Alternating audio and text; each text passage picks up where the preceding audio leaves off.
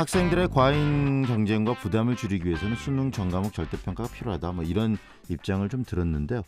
또 수능 절대평가를 안정적으로 또 추진하기 위해서는 시급히 학생부 종합전형 문제도 해결돼야 된다. 근본적으로 대학 입시제도 시스템이 좀 바뀌어야 된다는 이야기도 같이 들었습니다. 이번에는 수능 절대평가와 수시 비중 확대가 갖고 있는 어떤 문제점이 있다. 이런 입장을 좀 들어보겠습니다. 중부대학교 교육대학원 안선혜 교수 연결돼 있습니다. 안녕하세요, 교수님. 예, 안녕하십니까. 네, 이번에 정부가 이 절대평가 중심의 수능 개편안을 내놨는데 이 부분에 대해서 교수님 생각은 어떠십니까? 예, 정부가 발표한 게 수능 개편 시안은 그냥 절대평가 방안이 아니라 정확히 말하면 절대평가 등급제죠. 절대평가 등급제 1안, 2안이 있는데 모두 반대합니다. 절대평가 등급제를 하려면 고등학교 내신 평가에 적용해야지 수능에 적용한 것은 반대합니다. 네. 예로 2008학년도에 노무현 정부에서 상대평가 9등급제를 실시하지 않았습니까?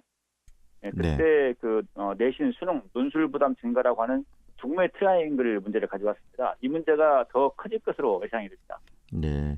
그런데 정부는 왜 이렇게 절대평가 중심의 수능 시스템에 이렇게 신경을 많이 쓰고 그쪽으로 지금 정책을 몰아가는 거죠?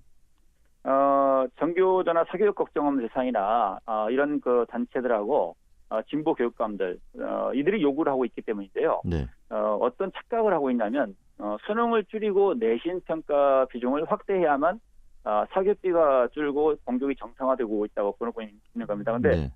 결과는 정반대죠.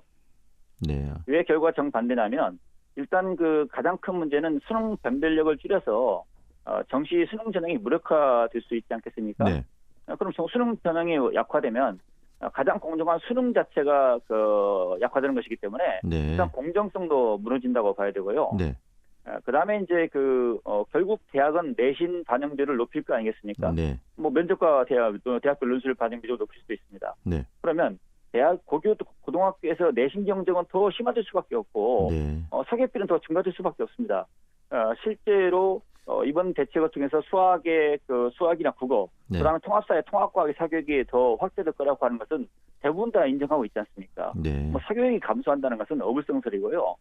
실제로 내신 반영 비중은 계속 확대한 노무현 정부 이후로 사교육비는 계속 증가해 왔고 네. 지금은 수능 일변도의 대입제도보다 사교육비가 훨씬 더 많은 상황입니다.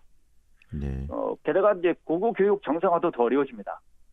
사실은 이제 수능이나 논술에 비해서 고교 내신 평가가 훨씬 더 지식 암기 중심입니다. 네. 사고력 중심의 학습이 더 안 되고 있어요. 내신 평가가 현재 오히려 지식 중심인 것으로 보면은 오히려 내신 중심으로 가면서 사고력 중심 교육은 더 약화될 수밖에 없다. 이런 문제가 있고요. 네. 게다가 이번 수능도 대부분 다 공통 과목 위주 아닙니까? 네. 게다가 이제 통합사회와 통합과학을 한 과목으로 묶어놨어요. 네. 그러면 결국은 무조건 다 봐야 되고 대학은 무조건 다 통합사회와 통합과학을 다 반영할 수밖에 없는 상황이 되지 않습니까? 네. 만약에 이거 분리시킨다고 한다면 수능을 응시하더라도 대학이 통합사회나 통합과학 중에 한 과목만 반영할 수도 있거든요. 네. 그런데 이걸 다 묶어놔 버리기 때문에 아예 공부와 반영을 아예 강제하고 있는 겁니다. 네. 그러니까 공통 과목 중심의 교육과 학습이 이루어진다고 한다면 학생들의 개별 적성, 진로교육, 강점교육은 소홀히 될 수밖에 없고 개별 예를 들면 수학을 못하더라도 일반 특수한 분야에서의 자기 전공 적성 능력 가진 학생들이 네. 사실은 그 능력을 키울 수가 없게 되는 것이죠. 네. 게다가 이제 고등학교 교육은 그저 교사들이 네. 학생부가 잘 되고 있다고 부풀려 기록하는 형태가 네. 지금 상당히 많이 증가하고 있지 않습니까? 네. 이런 형태가 더 일반화될 수밖에 없지 않습니까? 실질적으로 교수님 근데 현장에서 3년 내내 이 학생부 관리를 학생들이 해야 된다는 것도 굉장히 큰 어떤 정신적인 그렇죠. 지금은 스트레스일 수도 이미 있겠다는 생각이 드는데. 중학교 때부터 고교 내신을 대비하고 네. 고등학교 2학년 때부터 1년에 1,000만 원, 2,000만 원씩 들어가지고 네. 학생부 관리를 하는 그런 사교육 컨설팅 시스템이 상당히 많이 증가하고 있지 않습니까? 네. 그런데 수능 전형이 무력화되면 학생부 종합성이 확대되고 그럼 학생부 종합성이 확대되면 아까 그런 문제가 더욱더 심화될 수밖에 없는 거죠. 네. 혹시 이런 과정에서 수도권이나 이런 정보에 빠른 그런 지역의 학생들보다 지역의 학생들이 상대적으로 더 손해를 보는 학생부 종합전형이나 또 학생부 일반 전형을 비롯해서 수시가 확대됐을 때 그런 우려는 없을까요? 당연히 그런 우려가 생길 수밖에 없습니다. 기본적으로 학생부 종합전형이 확대된다고 하는 것은 고등학교 간의 차이가 확대된다는 의미입니다. 학생부 종합전형은 학생부 교과전형과 다릅니다. 학생부 교과전형은 모든 학교의 교과 성적 등급을 동일하게 인정하는 시스템이거든요. 네. 그런데 학생부 종합전형은 비교과는 물론이거니와 교과 성적 등급마저도 성적이나 등급마저도 오히려 정성적 평가에서, 다시 말하면 차별적으로 평가해서 반영하는 전형입니다. 네. 그래서 만약에 수능 절대평가 등급제가 확대된다고 한다면 수능이 무력화되고 또 몇 년 뒤에 고교 내신 절대평가마저 한다고 하지 않습니까? 네. 그럼 학생부 교과전형마저도 무너지고 학생부 종합전형이 확대된다고 한다면 기본적으로 그 특목고 자사고가 더 유리해지고, 설사 특목고 자사고를 일반고로 전환한다 하더라도 일반고 사이의 격차가 심해지고 수도권과 지방학교 간의 격차는 더 심해지고 네. 이미 명성을 확보한 학교와 그렇지 못한 학교 사이의 격차가 더 벌어지게 되는 거죠. 네. 교수님 이야기를 들으면서 우리 사회가 대학교 입시에 대해서 이렇게 치열하고 경쟁 중심인 근본적인 원인은 놔두고 실질적으로 이렇게 이런 수능을 절대평가, 상대평가 이런 부분들만 다루고 있으면서 이 본질이 빠져 있어서 현장에서 학생들만 더 큰 어떤 중압감과 피해를 좀 주지 않는가 이런 생각도 좀 드는데 그런 부분도 좀 있겠어요. 네, 그렇습니다. 사실은 그 내신도 그렇고 수능도 그렇고 사실은 이제 여러 과목을 종합해서 거의 총점 방식의 평가 전형 방식입니다. 네. 그러다 보니까 학교 서열이 여전히 존재하고 있는데요. 네.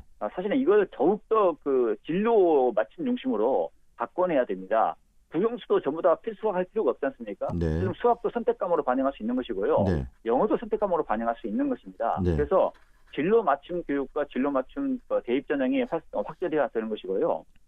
그다음에 기본적으로 지식 중심보다 창의적 사고력을 요구하는 교육을 해야 되지 않습니까? 네. 그런데 사실은 엄밀히 말하면 논리적, 비판적, 창의적 사고력을 항상 지식시키기 위해서 도입한 제도가 대학 수학력 시험이고 논술 아닙니까? 네.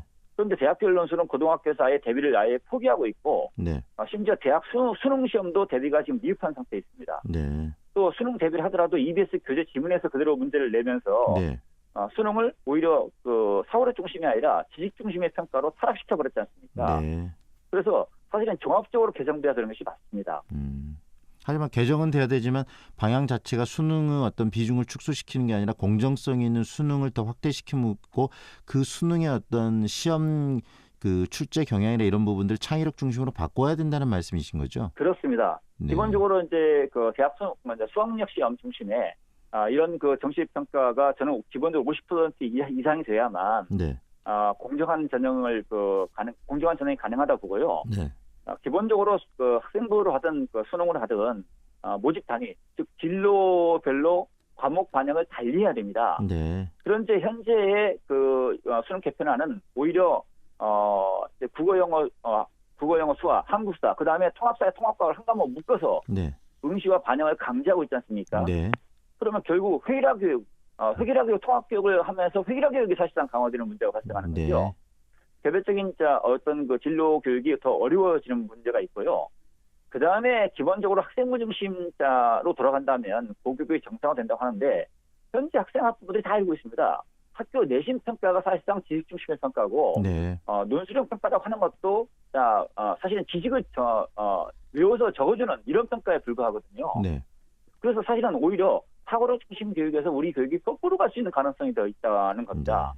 그리고 게다가 이제 대학별 논술이나 수능마저 없어진다고 한다면, 네. 약화된다고 한다면 학교 밖의 시험을 통해서 학생들의 학업 성취, 성장이 네. 얼마나 이루어지고 있는지를 확인할 방법이 없지 않습니까? 네. 교육 전문성이 무너지는 겁니다. 그저 교사들이 학생부를 교육해서 잘하는 교사도 있지만 네. 그렇지 못한 교사도 학생부를 부풀려서 포장할 네. 거 아니겠습니까? 그러면 네. 우리나라 실제 교육이 사실상 더 약화되고 고교 교육이 정상화되지 않는다. 네. 그다음에 통합사회 통합과학도 사실은 고등학교에서 대비가 불가능하기 때문에 학원을 찾아갈 수밖에 없고요. 네. 자, 수학도 학원 찾아가야 되는 거죠. 근데 사실상 전반적인 내신 평가는 오히려 학원에 가서 대비하는 것도 유리하고 점수 올리기가 더 좋습니다. 네. 지금 현장에서 그래서 그런 어떻게- 일들이 많이 좀 일어나고 있고요. 그렇습니다. 지금 현재 네. 사교육이 증가하고 있지 않습니까? 그렇다면 교수님 좀 전에 이야기를 했던 우리 참교육 사교육 걱정 없는 세상 우리 구본창 국장은 절대 그 수능과 이 정시와 이 수시 비중을 한 7대3, 수시가 7, 그다음에 정시가 3 이렇게 가는 것이 좀 적절하다는 얘기를 하셨는데 우리 지금 교수님 현재 보시기는 방향을 어떠신가요? 얘기하고 있는데요. 네. 엄밀히 말해서 7대 3이라고 하더라도요. 현재 수능 절대평가 등급제에서는 유지가 불가능합니다. 네. 왜냐하면 정시에서도 수능의 변별력이 약화되기 때문에 정시 수능 전형에서도 거기다 학생부 내신을 도입할 거 아니겠습니까? 반영점을 높여지지 않겠습니까? 네. 그렇기 때문에 7대 3이라고 하더라도 사실상 7대 3이 아니게 되고 네. 사실상 학생부 내신자 평가가 전체 대입조정을 좌우하는 결과가 나오는데 이 내신 중심의 교육 시스템, 평가 시스템, 전형 시스템에서는요. 타격도가 계속 증가하고 있습니다. 네. 오히려 학생들의 내신 경쟁이 더 심하고 스트레스를 받고 있지 않습니까? 네. 어떻게 학교 교육이 개선될 수가 있겠습니까? 그래서 저는 기본적으로 수능을 근본적으로 개선하고 그래서 수능 전형을 50% 이상 증가시키고 네. 그다음에 학생부 같은 경우도 기본적으로 교과정을 유지하고 학생부 종합전형은 사회적 약자를 위한 전형에 한정해서 최소화시켜서. 네. 특히 제한하는 것이 바람직하다 이렇게 생각합니다. 네. 오늘 말씀 잘 들었습니다. 감사합니다. 예, 고맙습니다. 지금까지 중부대학교의 교육대학원 안선혜 교수와 이야기 나눴습니다.